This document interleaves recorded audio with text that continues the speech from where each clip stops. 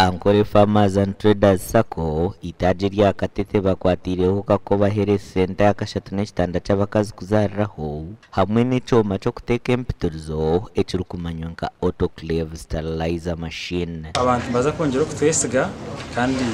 bamanye ngo eva kutereza mu magoba ntubagariza mwe n'ikitunguri tu yanova kutungukira mwaho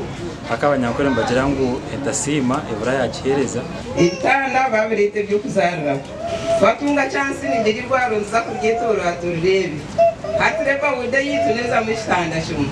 kandi kitanda kibekino mwe nibarite kindi unkabo kuzara abandi bingi mwe tubashaba okuhangusya irwareri tukatunga umwanya go kwerezamo abantu bica so yenda ngo ekikore umuringo gwa buri omwe kuganyirwamo nkwe kusharamo ekijarika ko ba health center 3 ekarete kitanda cyo kuzariraho na nebinde byeretire abarwire ninga bashi abakazi benda haza ahabo korecho mtwenda buri omwe aganyirwemo okurge 2017 byo kwezi kwa mwendo mwakogu Ankole Farmers and Traders Sacco twirene kwatara hamarwa Rom district stars mwena zimwe mu ruburenge rwizoba na mununga ho binamataji okubasima habo kutambara nabo mu rugendo rw'emyaka 25 mbuhereza bwa bikoguzeyi kandi amarwa 16 nugo gatunjiro buhwezi kurwo musakwe G Saccos nazo banks zitu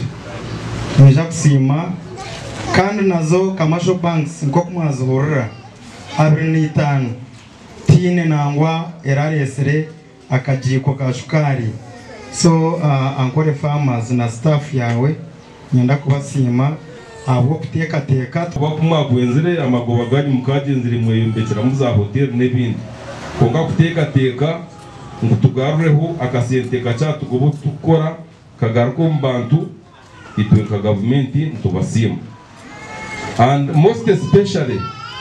ukwata hamagara gabantu. Meya wa division ya Mbarara City South Jomo Mugabi nuwabira ryo mjenye mukora hakwase bikwate by'abarkwebembera kakuba here center yakashatu kandi asimire Ankole Farmers and Traders Sacco ahubwo kuba besugwa hamwe no kureta entunguko mbantu. Ngenda kubagambira omurinkoromu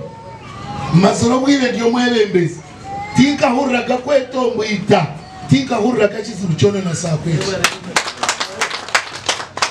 ebya abantu bakubabia mpaka menkwente tikiri muri mukozere mwebare munonga mwebare twaza no kongera kubagambirira kugambira abantu bona bije basekayi Ankole Farmers and Traders Sacco ahabiri 17 byo kwezi kwa 11 mwaka ogu Ankole Farmers and Traders Sacco nibija ku bantu bajaguze myaka 25 eyiba marombuhereza bwa bikoguze kandi byona nibija kuba hari university inaho muri Mbarara amakoraga gasha kwa Christopher Ahimbswe.